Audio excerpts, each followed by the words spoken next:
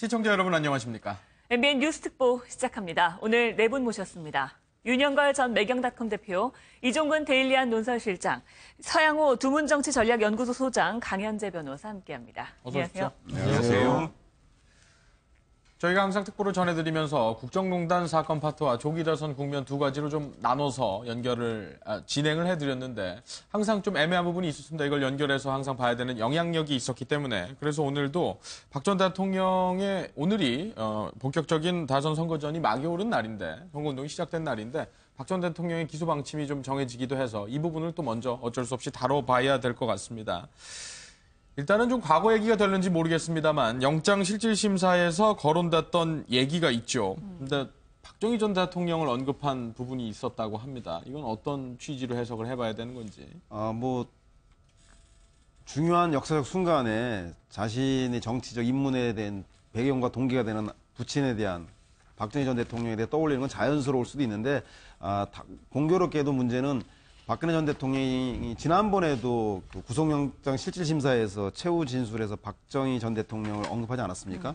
법리적으로는 실제로 자신이 구속 여부에 대해서 영향력을 미칠 수 없는 그런 그 법리적 대응이 아니라 정치적인 다분히 그 대응이었기 때문에 이번에도 아마도 최후 진술에 똑같은 얘기를 들어간다라고 한다면 박근혜 전 대통령은 이것을 법리적으로 이끌 생각보다는 정치적인 의도, 정치전을 끌고 와서 정치적인 희생양이라고 하는 명분들을 축적함으로써 향후의 정치적 부활을 위한 명분 축적에 나서는 건 아닌가라고 좀 조심스럽게 진단해 볼 수도 있겠습니다. 예. 아버지를 얘기했다는 건 결백을 호소했다. 뭐 이런 부분으로도 볼 수 있겠죠. 그렇죠. 아버지가 그런 말을 했잖아요.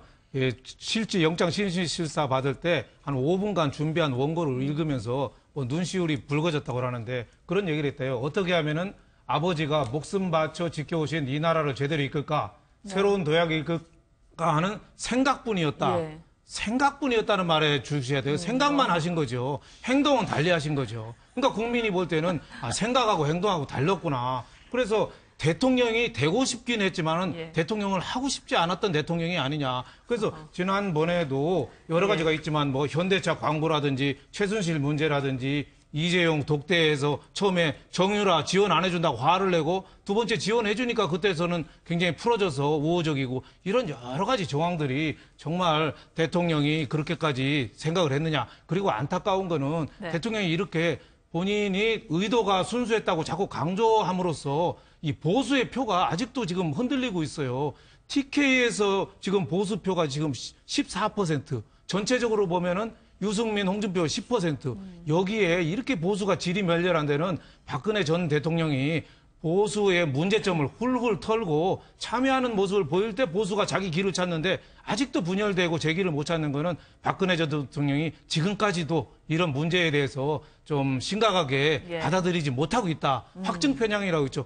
받아들이고 싶으면 받아들이고 받아들이기 싫은 건 안 받아들여서 우리나라 미래에 나쁜 영향 끼친다는 거 어떻게 보면 더 큰 걱정 아니냐 이런 생각이 듭니다. 그런 맥락에서 여쭤보면 이제 그런 겁니다. 그러니까 박근혜 전 대통령이 박정희 전 대통령을 언급한다는 것 자체가 본인한테도 불리하고 이렇게 뭐 정치적인 의미에 봤을 때도 이렇게 유익하지 않다라는 의견이 있는데 이번에도 또 아버지 키워드를 세웠다는 것 자체가 좀 어떤 행간의 의미로 받아들여야 할지. 자, 지금 영장실질심사잖아요. 더군다나 뭐 이렇게 1심 재판에서 최후 진술도 아니고 영장실질심사는 그야말로 법리 다툼입니다. 그러니까 나의 어떤 죄에 있어서 혐의에 있어서의 검찰이 소명을 제대로 못했다. 이거를 증명해내면 되거든요. 구속을 피하기 위해서 간 거 아니에요. 그러니까 이건 물론 읍소하고 감성에 호소하는 것도 중요하지만 그럼에도 불구하고 검찰이 소명한 그런 그 증거에 대한 허점을 지금 하나씩 다퉈나가면서 자신을 입증하면 되는 것인데 그런 부분보다 아버지의 업적이라든지 혹은 또 그런 소회, 좀 감성적인 소회 쪽에 많이 치중을 했다는 건 우리가 왜 변호사도 많이 해임을 하고 했다는 이야기를 많이 듣는데 지금 박 전 대통령의 어떤 전략이라는 것이 법리 쪽으로는 굉장히 부족하구나. 그리고 여전히 감성적인 부분으로 계속 이걸 가져가려고 하는구나. 이 두 가지를 읽을 수 있다는 것이죠. 물론 그 안에서 이거는 있습니다. 이것이 아버지의 업적을 이야기하면서 또 내가 그러니까 그러니까 내가 이것을 새로운 도약을 이끌까 하는 생각뿐이었다. 이 내용은 뭐냐면 국정 운영에 관련된 부분, 내가 어떤 것을 지금까지 검찰이 해온 이야기들은 반은 내가 국정 운영을 위해서 한 것이지 네. 딴 부분이 아니다 하는 부분. 뒷부분도 이제 언급이 되겠지만 내가 사욕을 추구하지 않았다. 예. 늘 언급된 부분은 또다시 거기에 이제 언급을 했거든요. 그러니까 그 두 부분으로서 자신의 그 구속은 이제 부당하다라는 걸 이야기하고 싶긴 한데 우리가 어쨌든 엿볼 수 있는 것은 치밀한 어떤 법리 다툼은 아예 제외하고 감성적인 부분만 이렇게 치중하다간 앞으로 구속도 역시 실패했지만 그 영장에서의 어떤 이 실질심사도 실패했지만 본 재판에 재판에서도. 들어가서도 형량을 줄이거나 이런 데는 자, 이런 전략으로 계속 가다가는 힘들지 않을까 하는 것이죠. 네. 예. 이 감성적이고 정치적으로 느껴지는 접근 자체가 좀 잘못되지 않았나. 결국은 구속이 된 거잖아요. 저는 이 정치인에 대한 재판 같은 경우는 네. 실제로 변호인들도 어떤 정치적 여론이나 정서적인 측면에 호소하는 것도 변호의 한 전략일 수 있습니다. 예. 그러니까 정서적인 면에서 호소하는 것이 잘못된 건 아닌데 문제는 방향성이 잘못된 거죠. 그 방향성을 박근혜 대통령의 아버지인 박정희 대통령을 언급하시거나 또 자칫 최순실을 오히려 또 두둔하거나 자신의 죄를 잘못을 부정하는 것처럼 들리는 방향에 이제 포커스를 해서 문제인 거고요.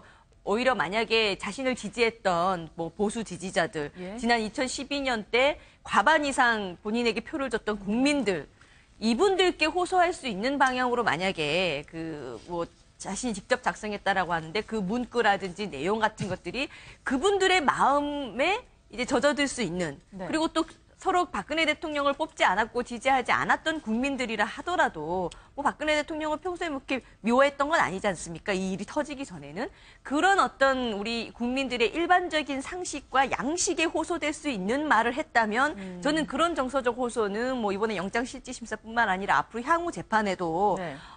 나름 긍정적인 역할을 할 수 있다라고 보는데요. 예. 이 방향성을 지금처럼 계속 자신의 어떤 그 기존에 고립된 그 틀 안에 갇혀가지고 계속 박정희 대통령을 언급하고 아버지를 언급하고 최순실에 대해서 했던 그런 농단들이 잘못된 게 뭐가 있냐는 식의 계속 그런 기조를 가져간다면 이거는 안 하는 것보다 못한 결과가 될 거라고 봅니다. 예, 그렇군요. 법리적인 이제 혐의가 조금 바뀔 거라는 네. 뭐 뇌물액 정도의 액수가 달라질 거다 뭐 이런 설명이 있는데 강윤재 변호사께서 이것 좀 이어서 설명해 주시죠.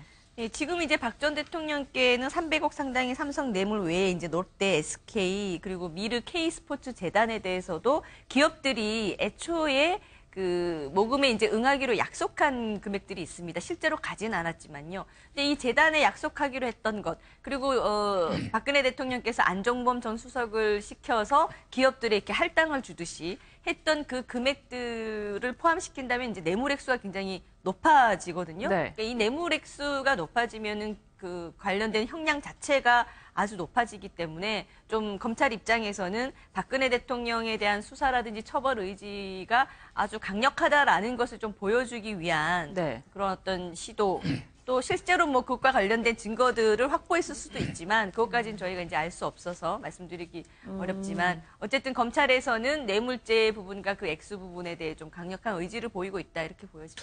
네. 근데 이제 기업 같은 경우에 뭐 현재까지 확정된 건 아니지만 SK는 제외되고 롯데는 예, 들어갈 수 있다 뭐 이런 얘기가 있어서 이 혐의가 부분- 추가될 가능성이 예, 있다. 이 부분은 어떻게 해석해야 되는 겁니까?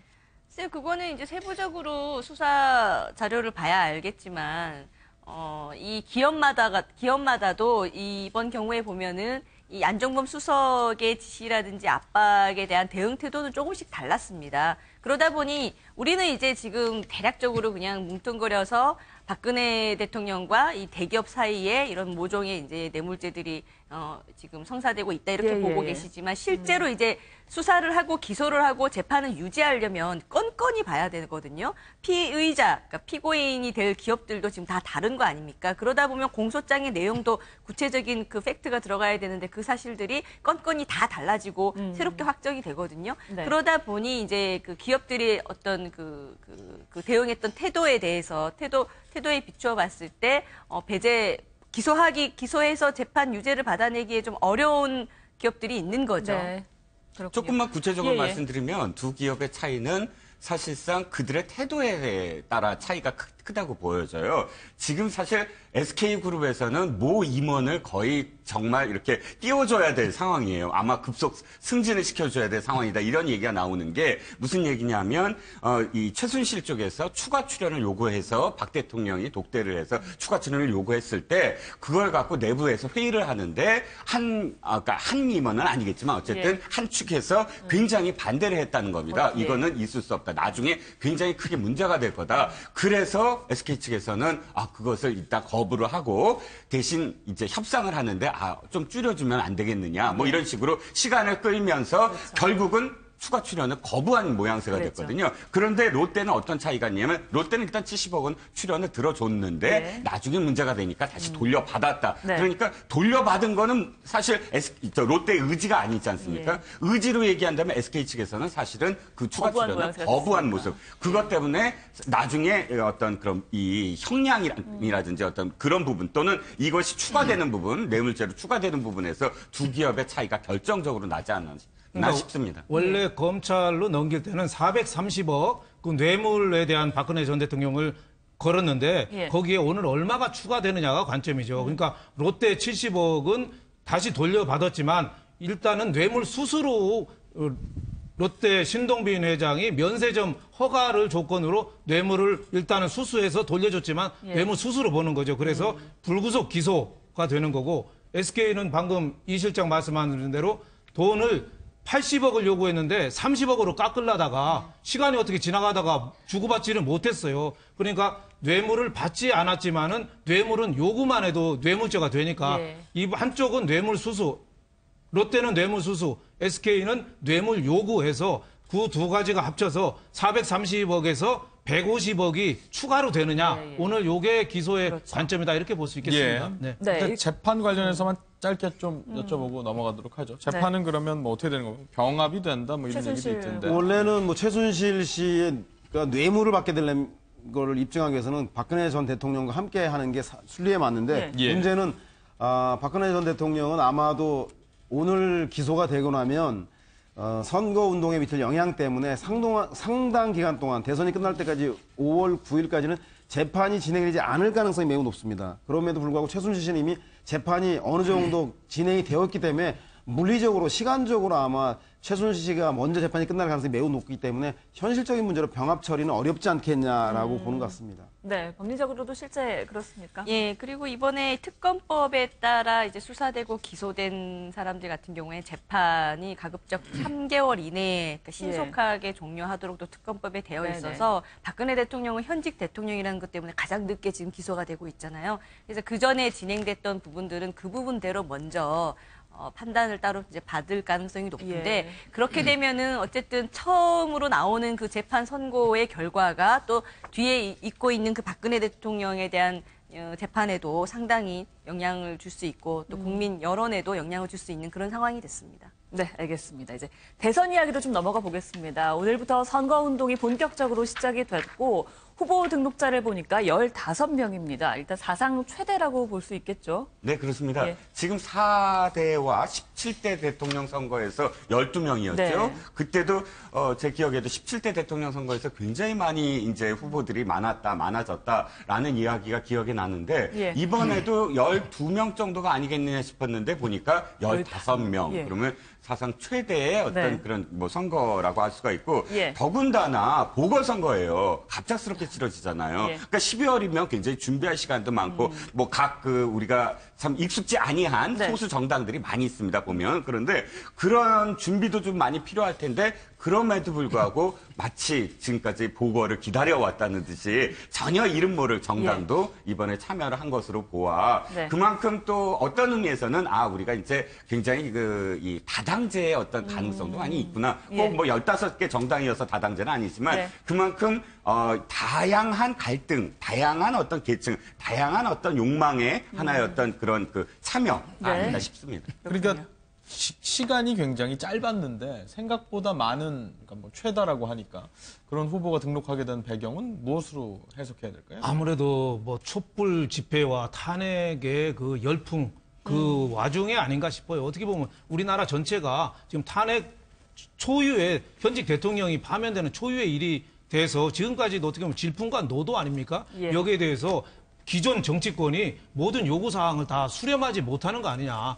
그 옛날에는 보수 40%, 진보 40%, 중도 의견 없는 게 20% 됐는데 지금은 어떻게 보면은 중도 진보가 좀 보수하고 좀 색깔이 좀 애매했잖아요. 그러니까 예. 그 기존 촛불 집회나 태극기 집회에 나온 민심을 정당이 수용을 하지 못하니까 그러니까 조원진 새누리당 의원도 그 태극기 민심을 대표해서 나오고 또 저 남재준 국정원장이요? 네, 전- 남재준 예. 국정원장 같은 분도 어떻게 보면 이런 안보 위기 여기에 대해서 그분은 아주 그 대쪽 같은 분 아닙니까? 그런 또 그걸 대표해서 나오고 하니까 15명이나 나온 거는 그만큼 어떻게 보면 민심이 갈기갈기 찢어져 있고 어떻게 보면 한 거를 수용할 수 있는 예. 정치 세력에 대한 만족도가 많이 떨어진다. 그래서 이번 선거는 어떻게 보면 좋아서 투표하는 것보다도 상대방이 싫어서 덜 싫은 사람이 투표하는 그런 경향으로도 흐르는 경향이 좀 많지 않겠냐 이렇게 예. 좀 내다봅니다. 네. 그런데 이렇게 부잣집 잔치상에 먹을 게 별로 없다고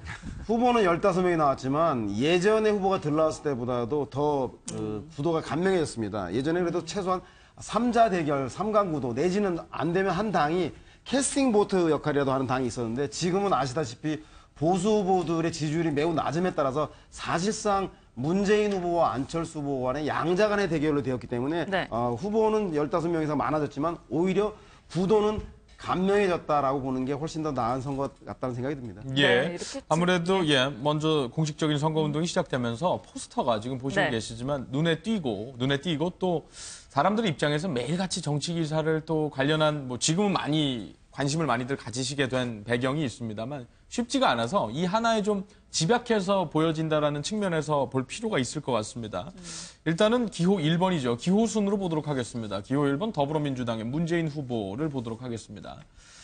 통상적인 규격이나 양식은 다 지킨 것 같은데 그동안 강조해왔던 부분이죠. 적폐청산이랄지 이런 내세워왔던 슬로건이 좀 빠졌다라는 측면이 있습니다. 네, 그렇습니다. 그러니까 문재인 후보의 경우는 안정감을 최대한 강조한 것 같습니다. 네. 그동안 진보 야권의 고정 지지층들 결집은 충분히 이뤄냈는데 이것이 대선이 3자 구도이면 야권 진보층의 40% 정도의 득표만으로도 당선이 가능했는데 지금 현재는 내용적인 양자 구도다 보니 40% 가지고는 당선 가능성이 멀어질 수도 있기 때문에 외연 확장, 즉 51%의 산술적 싸움을 하지 않으면 안 된다. 그렇기 때문에 아무래도 진보 야권 색채를 줄이고 중도의 확장성을 위해서 기호도 1번이고 색깔도 파란색 네. 그리고 변화나 튀는 색깔보다는 안정감을 주는 그 원래 선거 포스터 구도에 충실한 것 같고 구호도 적폐청산 대신에 네. 나라를 나라답게라고 예. 하는 통합의 메시지를 담은 것 같다는 생각이 듭니다. 네. 예, 그것을 강조한 것이 특징이라고 할 수 있겠습니다. 네. 네, 그리고 또 많이 관심을 갖는 것 중 하나가 시선 처리가 좀 바뀌었다.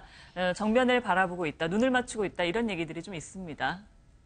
네. 전체적으로 예. 느낌이 부드러운 이미지예요. 네. 그 웃는 모습. 그다음에 또 하나 스스로도 이야기하지만 뽀샵을 안 했다? 그러니까 그렇게 예를 들어서 얘기하죠. 포토샵인데 보정을 안 했다는 네. 뜻으로 염색도 안 했죠? 예. 그다음에 흰머리 드러났고 전체적으로 주름살이라든지 이런 것들을 그대로 드러냈다. 이것이 박근혜 대통령의 예를 들어 시술이라든지 이런 부분과 좀 더 이렇게 다른 어떤 차별화된 모습을 보여주려고 했다라고는 하는데 아쉬운 점은 몇 가지 있어요. 뭐냐면 임팩트가 좀 약하다. 그러니까 좀 든든한 대통령이라는 카피는 맞는데 네. 그야말로 문재인 전 대표한테 사실은 확장성을 이야기할 때 그 확장성의 한 부분 중에 하나가 좀 더 안정감 내지는 좀 더 뭐랄까 그 안보라든지 이런 데 좀 더 적극적인 그런 느낌 예. 이런 부분들을 이야기한다면 사실은 너무 부드러운 이미지만 강조한 게 아니냐 이런 비판도 좀 있습니다. 네. 네. 그거에 비하면 홍준표 후보 같은 경우는 지키겠습니다. 자유대한민국이라고 하면서요. 역시나 지키겠다. 또 당명의 색깔인 빨간색 사용해서 기후를 또 강조하기도 했고요.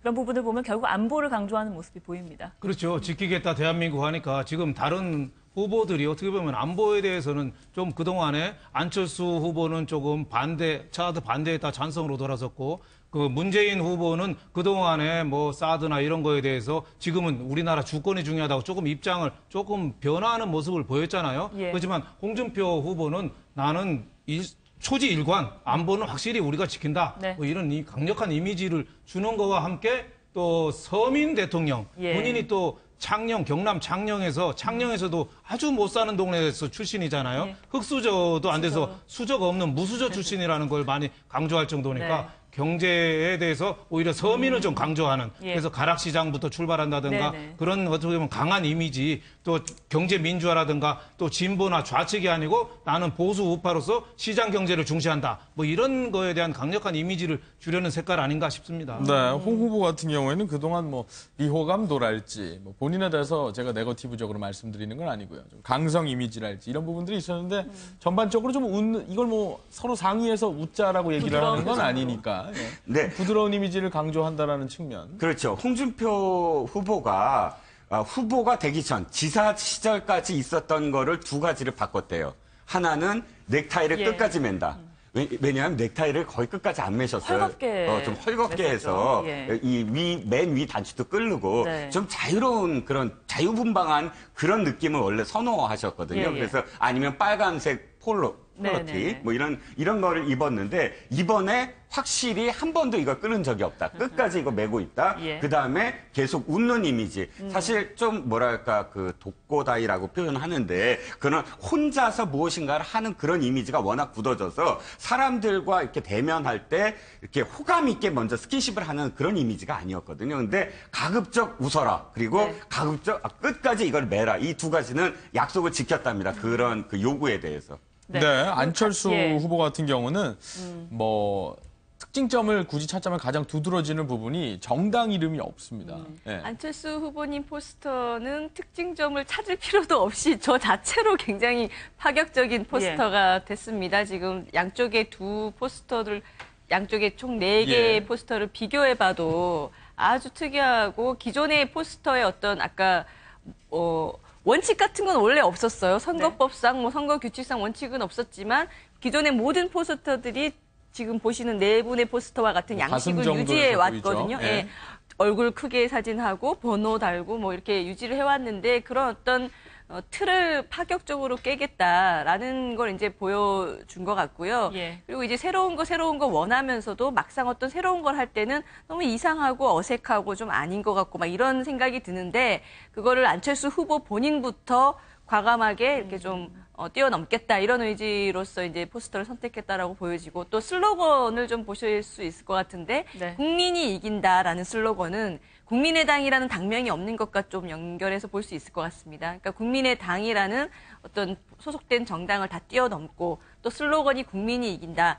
그러니까 헌정사상 최초로 우리 대통령을 탄핵했던 것부터가 국민의 의지였고 그리고 이 지금 선거가 이념 구도, 지역 구도를 다 뛰어넘고 있거든요. 이건 역시 국민의 민심으로만 지금 가능한 것이고 또 한편으로는 이제 안철수 후보 입장에서는 문재인 대세론이라는 것도 지금 국민의 여론상으로 깨졌죠. 이런 것들 그리고 또 결정적으로 연대나 기존의 후보 단일화 같은 거 없이 또 승리하는 모습을 보이겠다. 모든 걸 뛰어넘는 선거를 국민과 함께 하겠다. 이런 의지로 표명이 된 것 같습니다. 그래서 오히려 뭐 정당 안에 국한되지는 않겠다 이런 네. 취지로 저희가 뭐 객관적으로 받아들이면 그 정도 될 것 같고요.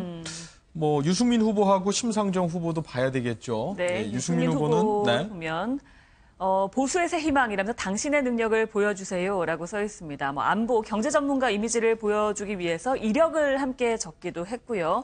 또 역시나 당 색깔을 강조한 모습을 볼 수 있고요. 심상정 정의당 대선 후보 같은 경우에는 역시 당 색깔을 명확하게 보여준 노란색으로 기호 또 이름까지 적었고요. 노동운동의 경력을 좀 적시를 했습니다. 노동이 당당한 나라라고 했습니다. 5 후보들 오늘 한 이야기들이 있는데요. 먼저 목소리를 듣고 다시 한번 이야기 이어가죠. 아마도 이 길은 제 인생의 가장 마지막 도전이 될 것입니다. 반드시 이길 것입니다. 기필코 승리할 것입니다. 22일 후 승리를 보고드리겠습니다. 감사합니다. 우리 대한민국 서민들의 삶과 예환이 이 새벽 시장에 다 있습니다. 그래서 저희들이 집권하게 되면 서민 경제를 살리는 것에 중점을 두도록 하겠습니다. 이곳 광화문에서 미래를 약속합니다. 국민과 함께 미래를 만들겠습니다. 대한민국을 꿈꾸게 하겠습니다. 미래를 여는 50대 젊은 대통령 되겠습니다. 우리 국가가 존재하는 이유가 국민들 안전하게 지키는 건데 우리 이곳이 제일 그런 역할을 상징적으로 하는 데라서 찾아뵙고 저도 후보로서 각오를 다지고 또 격려도 해드리고 그러고 싶어서 왔습니다. 이번 대통령 선거는 촛불이 만들었습니다. 우리 국민들은 이미 정권 교체해 주셨습니다. 이제 남은 것은 과감한 개혁을 통해서 새로운 대한민국을 만들어가는 것입니다. 저 심상정이 책임지겠습니다. 다음 대통령은 무엇보다도 사람을 살리는 대통령이 되어야 합니다. 예. 네. 관련한 어떤 출사표 공식적인 부분도 있고 또 비공식적으로 또는 기자들과 만나서 이렇게 자연스럽게 얘기한 부분도 있고 네. 그렇습니다. 관련해서 여러 가지 이슈들을 살펴보게 될 텐데 아무래도 이제 첫 번째 이슈는 이미 한번 시작은 했습니다만 이를 두고도 계속 잡음이 일어서 TV 토론 관련한 얘기를 먼저 해보도록 하겠습니다. 네. TV 토론이 전 세계 정치사적으로도 봐도 선거 결과에 좌우했다 이런 얘기는 이미 나와 있는 얘기인데 스탠딩 토론이라는 부분들에 대해서 요즘 많이 관심이 쏠리는 것 같아요.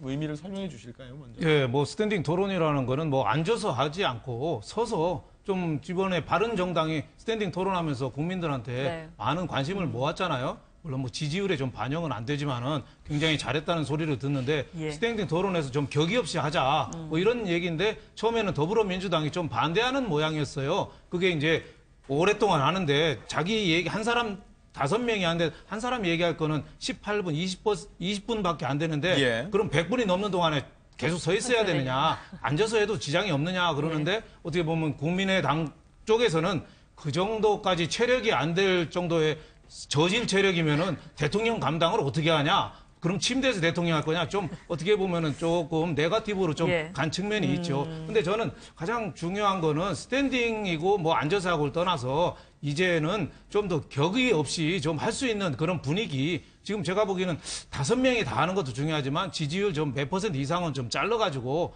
더 좀 난상 토론은 좀 할 수 있게. 지금은 좀 어떻게 보면 돌아서 한마디씩 하니까 국민들이 실질적으로 좀 점검이 좀 안 되는 측면이 있어요. 예. 그래서 물론 지지율 낮은 분들이 볼 때는 반발하는 측면도 있겠지만 지지율 낮은 분들은 낮은 사람들이 또 묶어서 하고 높은 사람끼리 해서 정말 박근혜 전 대통령 때는 우리가 검증을 제대로 못 해가지고 어떻게 보면 탄핵까지 불러왔잖아요. 최태민이나 이런 거 설은 많았는데 우리가 검증을 못 했어요. 이번에는 진짜 후보자 머릿속에 들어있는 게 뭔지 어떻게 보면 스탠딩 토론이 그냥 적을 그냥 교란하는 이런 타원을 떠나서 머릿속에 들어있는 게 뭔지를 우리가 국민들이 좀 뽑아내는 이게 앞으로 남은 TV 토론 5회가 남았지만 굉장히 중요한 거다 이렇게 좀 보여집니다. 표현은 스탠딩 토론인데 그 본질은 여러 가지 또 규격이나 양식은 있겠습니다만은 그러니까 원고 없이 자유롭게 한번 해보자. 상대방에 대해서 검증을 해보자 이런 거 아닙니까? 그렇죠. 형식과 내용이 일치하는 거죠. 예를 들어서 형식도 앉아서 하는 것은 굉장히 짜여진 틀처럼 보입니다. 그런데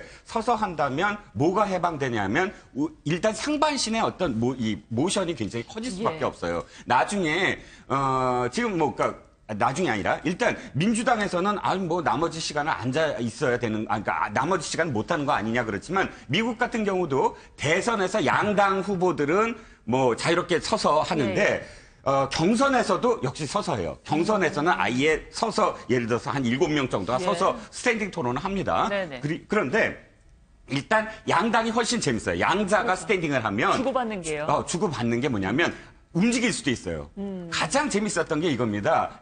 힐러리 클린턴 후보가 이제 질문을 하는데 트럼프는 관중석에서 질문할 때 그냥 서서 이렇게 대답을 해요. 그런데 힐러리 클린턴은 관중석에서 누가 일어나서 질문하니까 그쪽으로 들어가서 아예 객석에서 눈을 마주치고 대답을 하거든요. 그게 굉장히 임팩트가 있어서 둘을 비교하는 어떤 대상이 되는데 이 말씀을 왜 드리냐면 그만큼 자유롭게 자기가 설득력 있는 모습을 보일 수 있다는 것이죠. 그리고 내용 역시 마찬가지입니다. 이렇게 우리가 어떤 정치, 사회 주제를 나눠서 또 외교해서 안보는 어떤 질문을 할 것이다. 이런 부분을 전부 삭제해버린다면 이 사람들한테 뭘 볼 수 있냐면 리스크 관리예요. 어떤 이 의미에서 전혀 모르는 자기가 생각지도 못한 질문이 들어왔을 때 그것을 어떻게 순발력 있게 대응하면서 도리어 그것을 설득력 있게 설득할 수 있느냐. 이 부분을 왜 봐야 되냐면 대통령은 자신을 반대하는 국민의 대통령만, 자신을 지지하는 사람들만의 대통령이 아니거든요. 그렇죠. 반대하는 사람들도 어떻게 설득할 수 있느냐를 봐야 되는 것. 바로 그 점에서 이런 이 후보 토론에서 그런 점들이 좀 더 살아나야 된다. 네. 하는 것이죠. 문재인 후보께서 지금 스탠딩 토론에 반대하는 근거로 얘기하신 거는 우리 국민들께서도 좀 오해하실 수 있을 것 같아서 조금 잘못된 측면이 있습니다. 그러니까 스탠딩 토론을 하는데 각 후보별로는 한 18분 정도 하는데 그럼 나머지 전체 100분 중에서 나머지 부분을 서가지고 멀뚱멀뚱 있어야 되는 게 좀 이상하지 않느냐라는 논거를 지금 얘기를 했는데 방금 그 두 분께서 말씀하신 것처럼 스탠딩 토론이라는 것은 기본적으로 총량의 시간은 주되 그 안에서는 이 5명의 후보가 거의 난상 토론을 하는 겁니다. 수시로 질문을 하고 답변을 요구받기도 하고 또 재반박하기도 하고 이렇게 진행되는 것이지 한 분 한 분께 자 지금부터 18분 동안 말씀하십시오.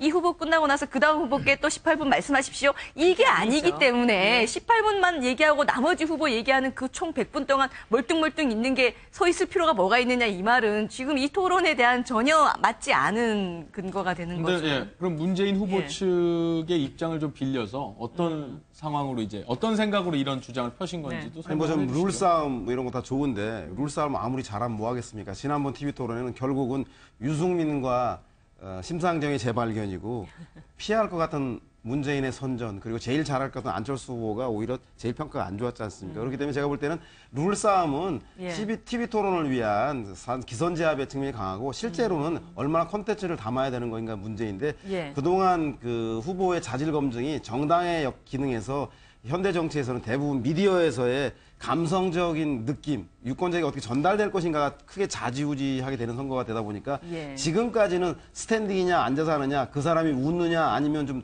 당황해야 하느냐 이런 그 편상적인 문제를 좀 봤다면 아마 2차 토론 때부터는 그런 모습보다는 보다 컨텐츠 측면에 주력할 것 같다는 생각이 듭니다. 문재인 후보 같은 경우는 아마도 안철수 후보에 대해서 당신은 진보와 중도의 연합 후보인데 당신 중도냐 진보냐 아니면 중도냐 보수냐를 밝혀라라는 질문을 많이 할 것 같아요. 그래서 나는 큰 정부인데 당신은 그럼 작은 정부냐라고 물어볼 때 안철수 후보는 작은 정부를 하게 되면 그 보수의 노선이 되기 때문에 나는 유능정부, 무능정부론으로 피해갈 것이고 그리고 나는 정부가 주도하는 일자리 창출이다. 당신은 민간이 자율이라고 한다면 그거 보수 같지 않느냐. 자기의 색깔을 밝히라는 공세를 할 때에 대해서 안철수 후보가 그것을 어떻게 헤쳐나가는지 그래서 다음번 TV 토론에는 각 후보 간의 의도와 그리고 그 의도를 피해나가는 콘텐츠에 좀 주목해보는 것도 좀 묘미가 되지 않을까 하는 생각이 듭니다. 네. 내용까지 이렇게 예상을 해주셨는데 그렇다면 이게 지지율상에서도 뭐 변수가 될 수 있을 거라고 보십니까? 상당한 변수가 된다고 봐야죠. 지금 그 국민들이 판단할 수 있는 게 없잖아요. 지금 국민들이 어떻게 보면은 적폐청산하면서 문재인 후보를 많이 지원했지만 또 반문 정서도 그렇게 많기 때문에 그 반문 정서를 업고 또 안철수 후보도 또 왔는 거 아니에요, 여태까지. 그런데 더 후보들에서 알고 싶은 욕구가 굉장히 큰 거죠. 그리고 선거일이 이제 한 22일밖에 안 남았어요. 유일하게 국민들이 알 수 있는 게 어떻게 보면은 TV를 통한 토론이죠. 그래서 저는 스티브 잡스, 애플의 스티브 잡스가 왜 그 기업 개혁의 선도자겠어요? 그 청바지 입고 그 티셔츠 입고 그 마이크 차고 그렇게 국민 고객들 앞에서 설명하면서 많이 인기를 끌었잖아요. 저는 TV 토론을 복장도 좀 자유복장하고 진짜 머릿속에 뭐가 있는지 국민들이 하나하나 좀 파고보고 싶어요. 너무 모르니까 제가 보기에는 지금 TV 토론은 한 20분 얘기하니까 모범답안 외워가지고 그것만 얘기하는 거예요. 그건 뭐 어떻게 합니까? 그건 참모들이 하는 거지. 지금 어떻게 보면은 5당 이번 5 후보자들이 대선 공약집도 지금 선관위에 제대로 안 내고 있잖아요. 공약은 크게 하고 지금 공약 재원 조달을 어떻게 하는 것도 내용이 없어요. 세금 열심히 걷고 뭐 부정부패 엄단해서 그 돈으로 재원 조달하겠다는 건데 이게 막 엉터리같이 짝이 없는데 하나하나 좀 샅샅이 좀 검증해서 정말 애워서 하는 건지 정말 알고 얘기하는 건지 거기에 대해서 TV 토론을 통해서 좀 더 검증할 수 있는 그런 시스템이 좀 마련됐으면 좋겠다 이런 생각이 듭니다. 이제 화면에 그 지지도 양상에 대해서 저희가 질문을 드린 김에 또 나오고 있어서 이 부분도 좀 짚어보겠습니다. 지금 최근에 한 3가지 정도가, 4가지 정도인가요? 선거운동 그 시점과 시작 시점과 맞물려서 지금 이렇게 쭉 나오고 있는데 특징점을 좀 꼽아주시자면 어떤 부분이 있습니까? 선거운동이 개시되면서 나오고 있다는 의미도 있지만 이것이 1차 토론 이후에 나왔다. 1차 토론 이후에 반응을 볼 수 있다라는 점에서 몇 가지 어떤 그런 그 여론조사 기관의 흐름들이 좀 비슷한 어떤 흐름이 있어요. 뭐냐면 안철수 후보가 제 기억으로는 3주 정도 내리 급상승을 했다가 지금 이번 여론조사에서 굉장히 좀 주춤하는 모양새를 보이고 있습니다.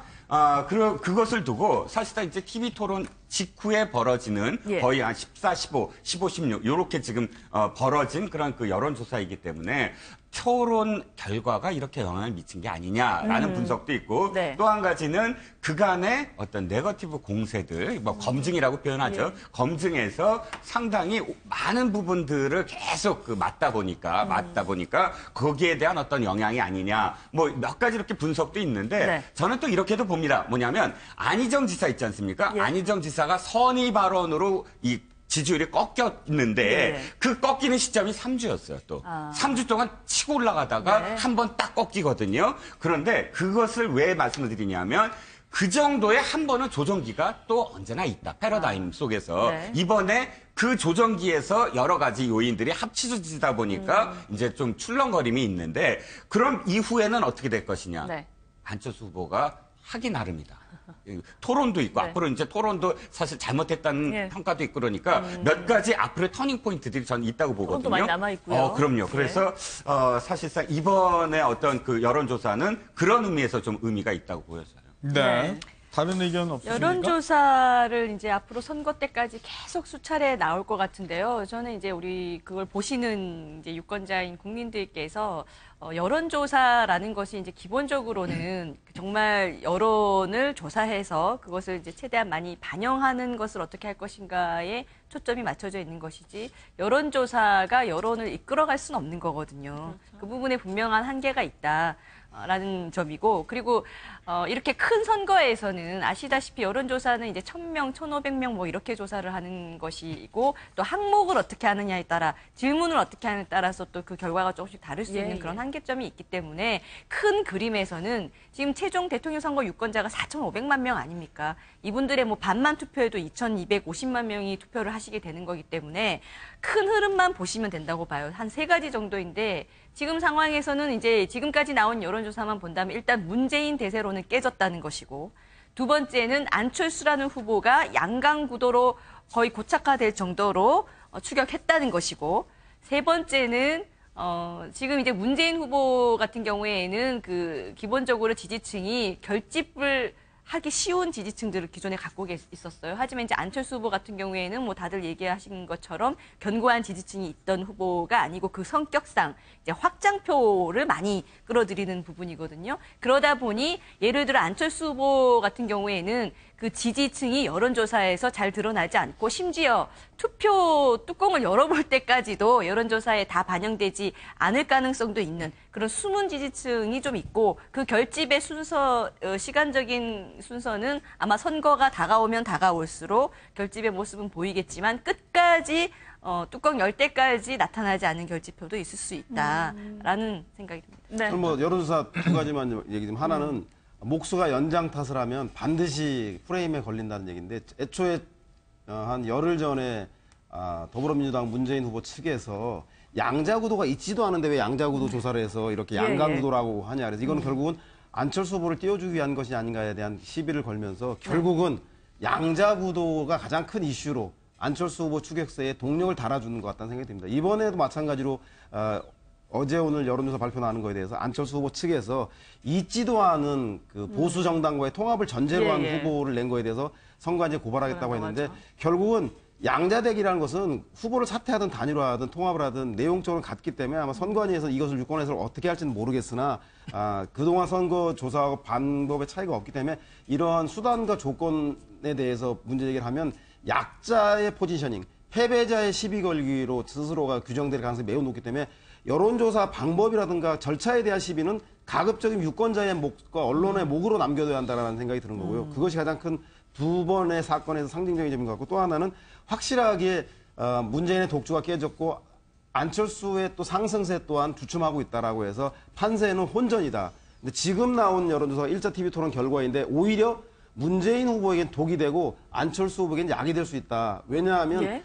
독주 체제로 가다가 다시 양강 체제로 갔다가 다시 벌어지는 것처럼 보이기 때문에 제가 볼 때는 외연 확장이 주춤하고 고정 지지층들이 더욱더 지지를 가속하게 할 경우 중도층에 대해서 거부감을 가질 가능성이 높다는 생각이 들고 오히려 안철수 후보는 이걸 계기로 해서 현재 취약한 자신의 뚜렷한 지지 기반이 없는 것에 대해서 중도를 기반으로 해서 외연 확장인 보수에 대해서 안보라던가 보수에게 어필할 수 있는 핵심적인 그 전환적인 공약을 제시할 가능성이 매우 높다. 따라서 현재 지지도는 양측에 득이 될 수 있고 독이 될 수 있기 때문에 일희일비에 하는 건 옳지 않다는 생각이 듭니다. 네. 지지율이 재밌는 게 안철수 후보가 양당 구도에서 오차 범위 내에서 하는 것도 있고 떨어진 것도 있는데 안철수 후보가 떨어진 건 지지율이 떨어진 건 사실인데 그 떨어진 만큼 문재인 후보한테 또 간 건 아니에요. 그러니까 이게 재밌는 게 안철수 후보가 떨어진 만큼 그 중도 모르겠다는 쪽으로 지금 가 있어요. 그러니까 중도 모르겠다 이렇게 잘 판단을 못하는 사람들이 많기 때문에 앞으로 TV 토론이나 이런 거에 따라서 변수는 굉장히 많다. 지난번 주에 안철수 후보가 어떻게 보면 가랑비에 옷 젖는지 모른다고 그 뭐 부인 취업이라든지 뭐 개인적인 일 시킨 거라든지 뭐 여러 가지 일 때문에 어떻게 보면 지지율이 좀 떨어진 거 있죠. 또 문 후보가 또 안보라든지 내가 전쟁에 나면 총 들고 나가겠다든지 또 사드에서 전향적인 발언한 거라든지 이런 게 좀 안정적인 이미지를 줬기 때문에 좀 오른 건 있는데 결국은 제가 보기에는 중도하고 또 40대, 나이 40대가 굉장히 중요한 것 같아요. 과거에는 박근혜 전 대통령이 그 문재인 투표할 때는 박근혜 전 대통령이 40대에서 이겼거든요. 근데 요즘에는 40대가 문재인 대표가 안철수 후보를 누르고 있어요. 그래서 40대 후보가 지금 투표를 적극적으로 하겠다는 비율이 한 90% 가까이 돼요. 이 40대를 좀 잡는 사람 아마 그쪽에서도 성패가 갈릴 것 같은데 오늘 안철수 후보가 첫 그 선거 캠페인 지역으로 인천 세월호 떠난 데를 갔는데 그것보다도 젊은이를 공략하기 위한 자리로 좀 갔던 게 오히려 좋지 않았을까 좀 그런 생각도 좀 듭니다. 네, 이제 이번 선거에서는 중도 표심 그리고 또 모르겠다라고 말씀하신 모르겠다 하시는 분들이 어떻게 선택을 할지 이 부분에 따라서 굉장히 달라질 것 같은데요. 남은 변수들을 몇 가지 한번 짚어보는 시간을 갖겠습니다. 먼저 유승민 후보의 경우는 후보 등록을 하자마자 당 내에서 사퇴론이 솔솔 나오고 있습니다. 그러면서 이게 해당 행위 아니냐 뭐 이런 얘기까지 나왔어요. 자, 우리가 이미 한 며칠 전부터 세 번의 고비가 있을 것이다라고 예상을 다들 했죠. 첫 번째는 후보 등록 일 이전까지 지지율을 어떻게든 끌어올려야 된다. 두 번째 고비가 이제 투표지 인쇄. 그다음에 마지막 고비가 사전투표일입니다. 그러니까 이 후보 사퇴라든지 마지막 후보 사퇴 아니면 후보 연대 단일화 이게 이제 이 세 가지 포인트 이전에 해야 되는 상황인데 자 유승민 후보 첫 번째 이미 걸려버렸어요. 후보 등록일 딱 되자마자 친박 의원들이 모여서 그 사퇴를 논의한다고 했을 때 유승민 의원 대응이 이거였습니다. 이름 걸고 얘기해라. 그런데 불행한 건 이름을 걸어버렸어요. 한 의원, 그러니까 이종구 의원 정책위 의장이자 선대위 홍보 담당이었을 걸로 아는데요. 어찌됐든 이종구 의원이 직접적으로 내 이름을 걸고 이야기해버렸죠. 그러니까 사실은 명의 대선 후보의 영이라는 건 대단한 거거든요. 대선 후보가 거의 모든 당 대표 역할도 하고 모든 집중해야 되니까요. 그러니까 대권을 잡아야 되니까 대선 후보의 어떤 영이라는 건 어마어마한 건데 대선 후보가 한 얘기를 바로 반박하는 듯한 이름을 걸고 정말 반박하는 듯한 모양새가 됐어요. 그런데 그걸 저는 무조건 잘못했다라고 하기에는 정치는 현실이죠. 현실이에요. 3%포인트라는 지지율이 말해주는 거죠. 자, 노무현 전 대통령 어땠습니까?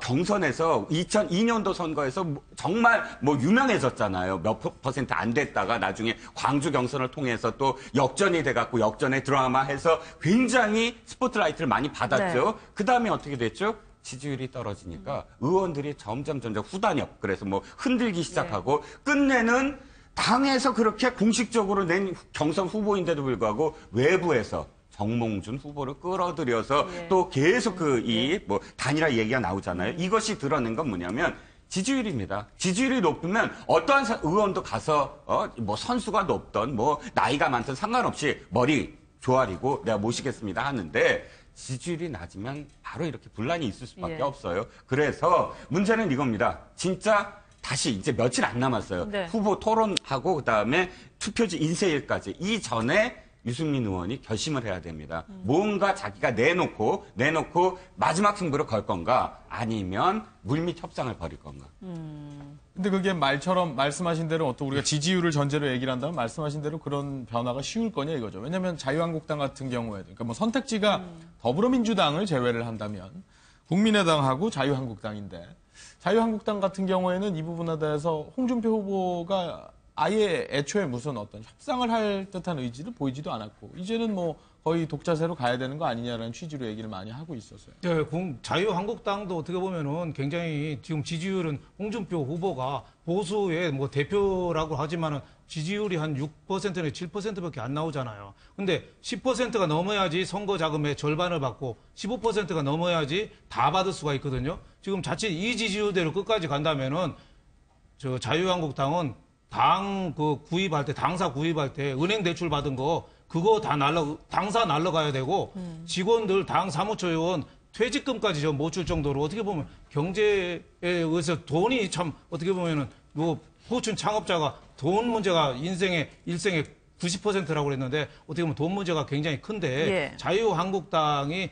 저는 그 다른 데하고 그렇다고 해서 합종 연행을 할 가능성 그거는 좀 쉽지 않다고 봅니다. 왜냐하면 바른정당하고는 서로 나올 때부터 친박의 탄핵 찬반을 갖고서 나왔기 때문에 그 문제가 서로 해결이 안 된 거예요. 그러면 바른정당도 할 수가 없고 그 국민의당도 자유한국당은 손잡을 수가 없는 겁니다. 어떻게 보면 바른정당 같은 경우는 왜 조선시대 때도 사문난적 있잖아요. 사문난적. 같은 유교의 주자학이라도 어떻게 해석하느냐에 따라서 당론을 걸고 노론 소론이 피 터지게 싸운 게 사문난적. 같은 뿌리가 원래 더 치열하거든요. 그래서 자유한국당은 제가 보기에는 협종연행은 좀 어렵고 다만 한다면 바른정당은 조금 가능성은 있지 않느냐. 특히 바른정당하고 국민의당은 국민의당은 지역구가 주로 호남 쪽에 있고 바른정당은 뭐 전국에 있을 만한 경기도나 수도권도 좀 많고 하니까 바른정당하고는 어느 정도 가능성, 그것도 뭐 많지는 않으나 어느 정도 가능성이 있지만 자유한국당은 하나 제 생각은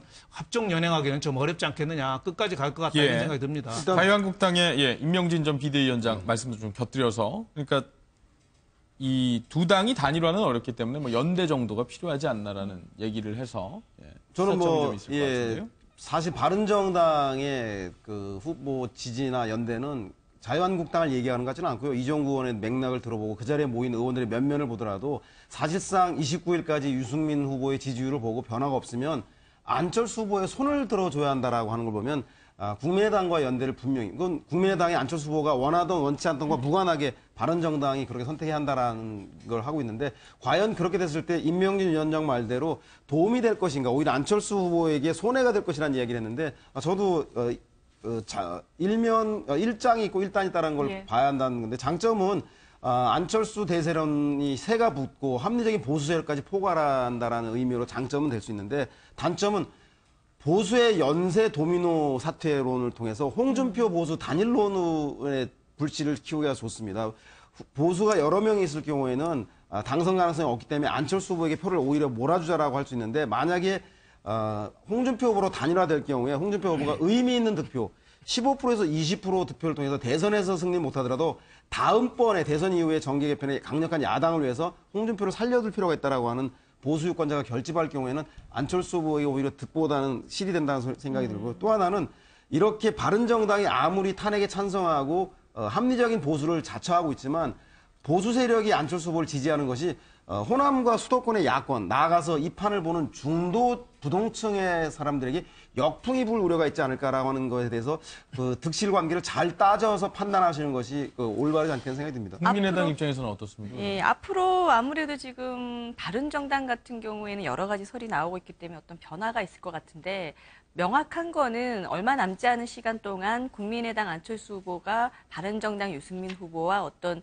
물리적인 공식적인 연대든 후보 단일화든 이런 걸 하는 것은 거의 가능성이 없다고 보고요. 지금 말씀하신 대로 그런데도 불구하고 바른정당에서 유승민 후보께서 안철수 후보의 이제 지지 선언을 하면서 이제 사퇴를 하는 그런 경우는 생각해 볼 수 있지만 그것이 결국 안철수 후보에게 유리한가 불리한가 문제는 저는 뭐 반반이라고 봅니다. 예. 어쨌든 간에 그것이 뭐 유승민 후보의 또 마음에 달려있는 문제이고 그걸 가지고 뭐 바른정당에서 그렇게 한다고 안철수 후보에게 불리하기 때문에 뭐 거부하고 부정하고 뭐 이렇게 하는 것도 그건 후보 간의 예의도 아닌 것 같고요. 바른정당 같은 경우에는 어쨌든 저는 이렇게 봅니다. 물론 진보적인 그 성향에서는 바른정당도 계속 한국당과 똑같이 뭐 적폐 세력이다 이렇게 하겠지만 또 중도적인 입장 또는 중도 보수까지 생각한다면 바른정당 같은 경우에 사실상 국회에서 탄핵 소추안이 가결되게 만든 핵심적 역할을 했습니다. 이분들의 투표가 아니었다면 국회 탄핵안 자체가 가결이 안 됐어요. 그 역할을 자신의 당에서 나온 대통령에게 탄핵을 가결시키는 역할을 한다는 게 쉬운 결정은 아니었을 거라고 보고 그 후에도 이 특검 수사기간을 연장하라는 그런 야권의 요구에 대해서 바른정당이 특검 연장해야 된다라고 했고 탄핵을 반대하는 세력과의 통합은 일체하지 않고 가겠다라는 선언들도 했습니다. 뭐 예. 탄핵이 헌법재판소에서 안 되면은 전원이 국회의원직을 사퇴하겠다라는 뭐 배수진을 치기도 했고요. 이 정도 했으면 사실 이런 분들을 가지고 이분들이 뭐 최순실과 박근혜 대통령의 관계를 전혀 알지도 못하셨고 거기에 관여를 하거나 막거나 이런 것조차 할 수 없었던 분들이다라는 걸 고려하면 그렇게 배척하고 할 부분은 아니라고 보고 중도나 중도 보수의 입장에서는 어찌 보면 국민의당이 40석이라는 한계를 갖고 있다는 것에 좀 불안하실 수 있는데 바른정당에서 어쨌든 지지 선언을 해주고 향후에 대선 후에 국민의당의 어떤 유력한 그 협치의 파트너로서 자리 잡을 수 있다면 또 안정감을 줄 수 있는 측면도 있지 않느냐 이런 생각을 합니다. 네, 이렇게 해석이 분분한데 일단은 유승민 후보 같은 경우에는 완주 의사를 계속 밝히고 있다는 점을 오해 없으시기 위해서 말씀을 드리고 네. 두 번째 변수를 한번 따져보면 이른바 뭐 내부적으로 또는 외부적으로 이른바 빅샷, 거물들의 영입을 통해서 내부 선대위에 끊는 점을 높이려는 그런 행동들이 이어지고 있죠. 네, 영입 인사 경쟁이 이뤄지고 있는데요. 문재인 캠프에서는 뭐 비문계라든지 상도동계 공을 들이고 있는 모습이고요. 안철수 캠프에서는 반기문계, 구여권의 승부를 거는 거 아니냐 이런 얘기들이 들리고 있습니다. 먼저 문재인 캠프의 박영선 의원이 선대위원장으로 참여를 하게 됐는데요. 박 의원의 이야기를 들어보시겠습니다. 국민통합, 국가개혁, 통합정부 등의 어젠다를 놓고 문재인 후보와 충분히 협의하였고 그 결과 문재인 후보의 결연한 통합 의지를 확인할 수 있었습니다. 이제 저는 오늘부터 문재인 후보의 압도적 승리와 국민 통합을 위해서 후보와 함께 전국의 방방 곳곳을 누빌 것입니다. 그런데 말이죠. 그 정치는 생물이라고 하는데 뭐 어제의 적이 또 오늘의 동지가 되기도 하고 말이죠. 문재인 후보와는 뭐 돌아갈 수 없는 다리를 건너신 겁니까? 뭐 돌아갈 수 없는 다리라고 보는 것이 뭐 따로 있겠어요? 네. 정치라는 게 항상 유동적으로 변하는 거기 때문에 네. 뭐 그걸 갖다가 이렇게 딱 단정적으로 얘기를 하지는 않습니다. 네. 네. 네, 다른 후보들도 있는데 일단은 문재인 후보 관련한 화면이 준비가 돼서 들어봤고요. 차근차근 들어보도록 하겠습니다. 시간이 허락하는 한. 박영선 의원 같은 경우에는 이른바 이제 안희정 캠프에 있기도 했고 선대위원장으로 추대하는 과정에 있어서 본인은 수락하는 의사가 없는데 뭐 일방적으로 발표를 해서 이 부분에 대한 잡음이 좀 일기도 했는데 네. 결론적으로 본인이 이 종지부를 찍어줬습니다. 뭐 참여를 해서 열심히 하겠다 이런 취지인데. 네, 좀 당내 민주당 내 경선에서는 문재인 후보랑 가장 큰 라이벌이었던 안희정 캠프에 있었죠. 그래서 이번에 공동 선대위원장에 내정은 돼 있었습니다만은 본인이 여태까지 말을 안 했어요. 네. 그래서 저분이 박영선 의원이 혹시 탈당하는 거 아니냐 뭐 이런 얘기도 많이 있었어요. 네. 왜 그러냐면은 비문에다가 또 탈당을 한 김종인 전 의원 네. 저분하고 또 굉장히 원래 교류 관계가 예. 많아서 그 문재인 후보가 박영선 의원을 저녁에 만나서 오랫동안 설득을 했대요. 네. 그때 박영선 의원이 그걸 캠프에 들어간다는 걸 받아들이면서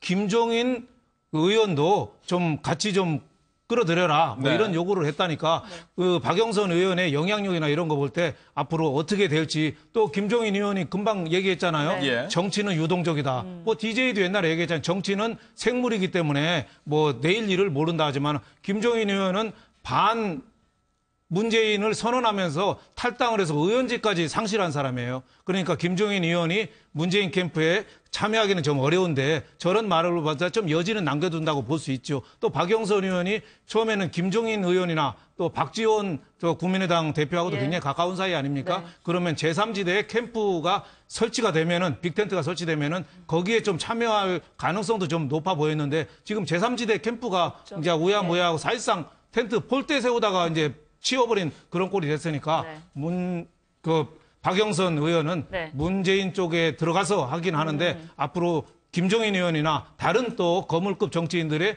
행보가 어떻게 될지 그게 좀 관심입니다. 박 의원이 김종인 전 대표를 직접 만나서 설득을 했는데 막 거절을 하진 않으셨다 정도로 얘기를 한 걸로 보입니다. 네. 만약 김종인 전 대표가 선대위에 같이 합류를 하게 될 경우 파괴력이 있을까요? 국민의당이요?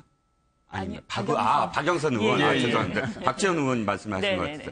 자, 저는 아까 그 박영선 의원의 말씀 중에 뭐 여러 가지 이야기를 나눴다고 하시잖아요. 뭐 국가개혁을 이야기하고 뭐 여러 가지 이야기를 했는데 제기에는 나머지는 잘 안 들어오고 이것만 들어와요. 통합정부에 대해서 얘기를 했다. 그 다음에 바로 이어진 말이 통합 의지를 확인했다. 이거 아닙니까? 즉, 이건 무슨 뜻이냐면 2시간 30분에 걸쳐서 또다시 패권주의로 갈 거냐, 빔은 또 내칠 거냐, 아니 정확하게 약속을 해야지 괜히 선대위 이름만 올리고 그 다음에 팽시킬 거 뻔히 그렇게 해왔다. 그러니까 약속을 해다오. 확실하게 우리를 선대위에 포함시키면 그 이후에 통합정부, 말은 통합정부죠. 어찌됐든 나중에 대통령이 돼서 빔은 어떻게 중용할 거냐, 이에 대한 확고한 약속을 받아낸 것이 아니냐. 그 이후에 박영선 의원이 김종인 대표를 만났다고 하는 건 그 약속에 대한 이 이야기를 했겠죠, 당연히. 그러면 전 김종인 전 대표가 그 다음에 파괴력이 있다라기보단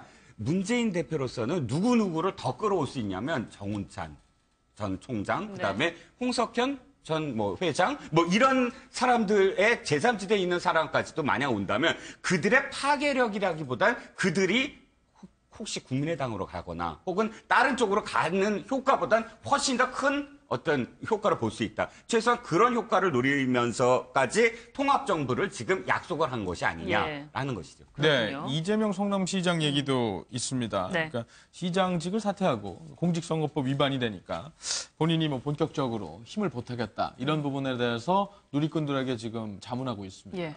결과는 어떻게 될까요? 아니 대통령 후보 출마할 때는 그런 거 안 물어보면서 왜 시장 사퇴 여부는 물어보시는지 제가 볼 때는 아마도 도움을 문재인 후보 쪽에 드려야 될 것 같은데 현직 단체장이다 보니 아마 그 거절의 명분을 찾기 위한 게 아닌가. 하지만 마음은 문재인 후보를 적극 돕고 있다라는 걸 보이기 위해서 아마 누리꾼한테 물어본 것 같은데 누리꾼한테 물어보면 당연히 그 성남 지역 주민들은 절대로 반대할 거고요. 그리고 문재인 전 후보 측 지지자들도 사퇴했을 경우에 얻는 것하고 그 현직에 얻는 걸 보면 성남 일대의 그 경기도 동부표들이 상당히 많이 이탈하지 않겠습니까? 그렇기 때문에 제가 볼 때는 이재명 시장의 지지자는 이미 정권 교체에 대한 강한 의지를 갖고 있는 그 야권 진보 성향이 강하기 때문에 문재인 후보 측에 흡수되었기 때문에 아마도 제가 볼 때는 이재명 시장이 지혜를 발휘해서 현직 사퇴를 거절할 명분을 저렇게 적극적으로 지지하지만 사퇴하기는 어렵다라는 것들을 설득하기 위해서 하는 누리꾼들에게 물어보는 게 아니었나 생각합니다. 안철수 캠프 얘기도 좀 해보죠. 안철수 캠프에는 반기문계 인사들이 속속 합류하고 있는 모습을 보이고 있습니다. 반딧불이의 이야기를 먼저 한번 들어보시고 이야기 나눠보죠. 글로벌화를 이끌어왔던 반기문 총장이 우리 희망이었듯이 벤처기업을 이끈 안철수 후보가 대한민국의 희망을 만들어주기 바란다. 한 달 후 우리는 대한민국의 희망을 안철수 후보에게서 찾고자 한다. 반기문 총장을 통해서 찾고자 했던 희망을 안철수 후보의 대통령 당선을 통해 실현할 수 있기를 바란다. 진보와 보수를 아우를 수 있는 중도의 정당 국민의당 제19대 안철수 대통령 후보만이 안정된 대한민국 국가 건설이 가능하다는 최종 결론과 여론을 종합 분석 역사적인 국민의당 지지 선언을 선포하겠습니다. 네, 반기문 지지하는 팬클럽이죠. 반딧불이와 또 반사모 중앙회의 이야기를 한번 들어봤는데요. 결국 안철수 후보를 지지하겠다, 뭐 이런 내용입니다. 어느 정도 영향이 있을 거라고 보십니까?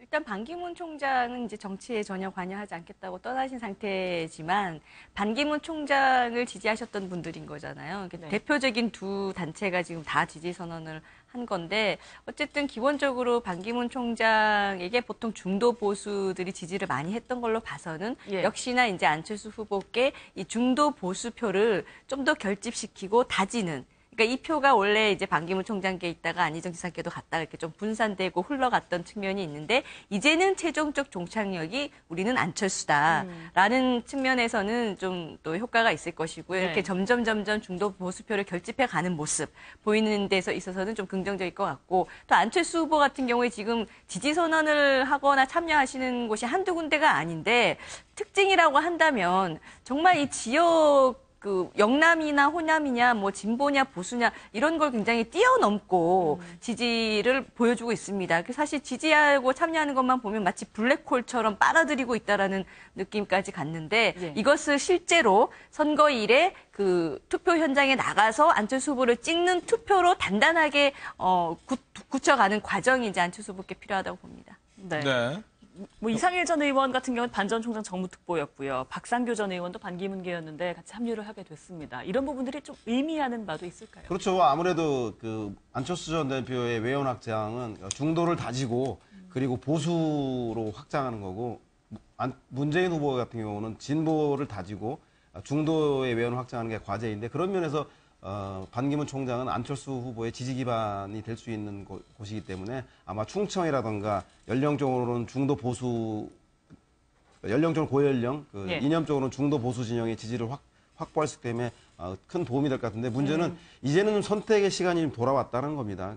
제가 볼 때는 안철수 후보가 보수의 그 확실한 소구력을 갖기 위해서 보수 공약을 던진다고 해서 호남의 고연령층이 문재인 전 대표에게 문재인 후보에게 돌아갈 가능성은 없기 때문에 제가 볼 때는 호남은 기반으로 하고 보수층에 대한 승부를 건 보수 후보를 자처할 것인가 말 것인가에 대해서 이미 고민하고 있는 것이 바로 제가 볼 때는 반기문 총장 전 지지자의 흡수라던가 그리고 대구 경북 지역에 문재인 후보보다 압도적인 지지율이 나오는 것들 이것들에 대한 안철수 후보에 대한 마지막 선택의 시간들이 다가오는 것은 아닌가라고 그것을 좀 지켜봐야겠다는 생각이 듭니다. 그러니까 안철수의 딜레마가 개혁과 보수를 병립을 해야 된다는 거죠.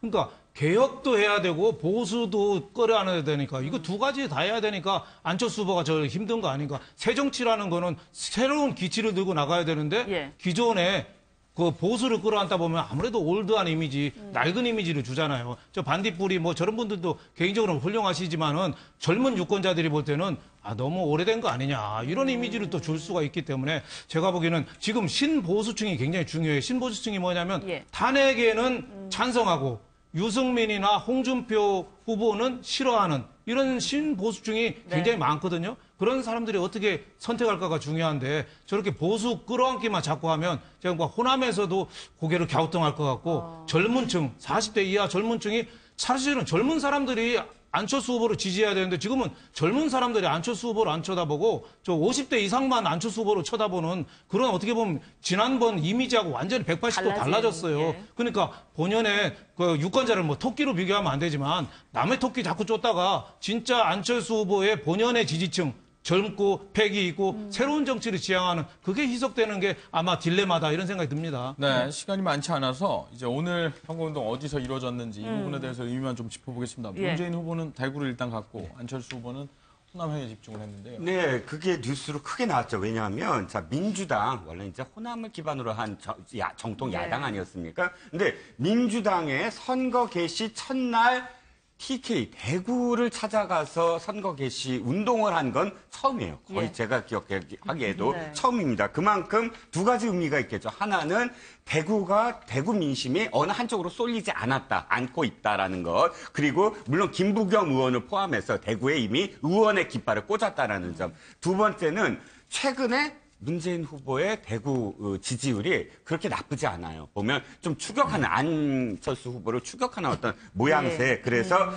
PK와 TK가 지금 갈라서 있지만 그러나 PK를 기반으로 한 문재인 후보가 TK의 어느 정도의 표를 흡수해서 동진하자, 서진하자, 서쪽으로 가자 이런 어떤 전략인 것 같습니다. 네, 알겠습니다. 저희 오늘 시간 관계상 얘기는 여기까지 듣겠습니다. 오늘 말씀 고맙습니다. 고맙습니다.